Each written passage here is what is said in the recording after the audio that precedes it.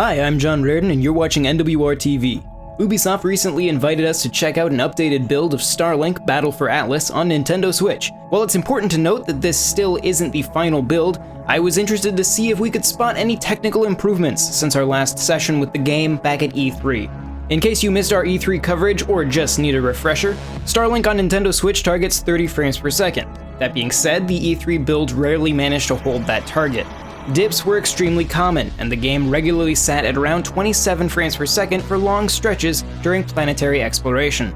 But at that point, the game was still months away, so we remained cautiously optimistic of the game's performance. Fast forward to now, and we are just under a month from Starlink's release. We've got a bit more variety of footage to work from, so let's take a look to see if Ubisoft Toronto and their Switch development partners at Virtuos have managed to improve the Switch version of this ambitious open-world space shooter. Right off the bat at E3, we saw Starlink stuttering consistently as we flew across the surface of Sonatus. Now granted, we're exploring different planets this time around, but both of them wound up performing much better than that E3 build. During general exploration, we only saw drops during sudden acceleration, and it quickly corrected itself.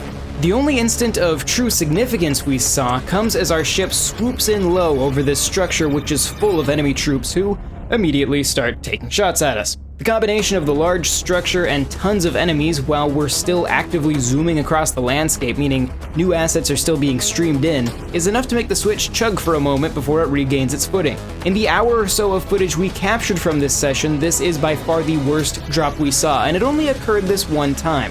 Something we didn't get much of a chance to look at last time was space combat. Starlink presents the player with an open galaxy that can be explored at will, and the space between planets is full of hostile encounters. But as far as performance goes, when it comes to space, there isn't much to say, and that's a good thing.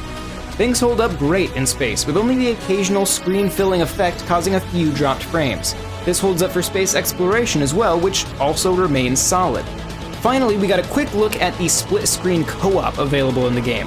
While our first glimpse at this mode took place in a fairly confined environment, it appears that the game holds up reasonably well. Performance appears comparable to single-player, though there is one odd change I should mention.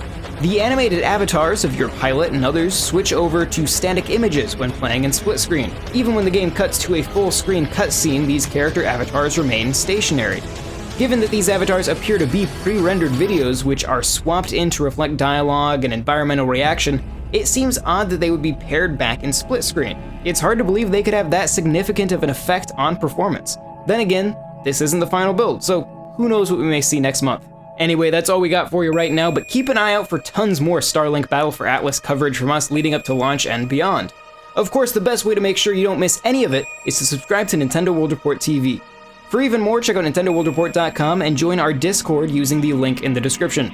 If you want to join the wonderful people who support Nintendo World Report, you can check us out on Patreon at patreon.com/NWR.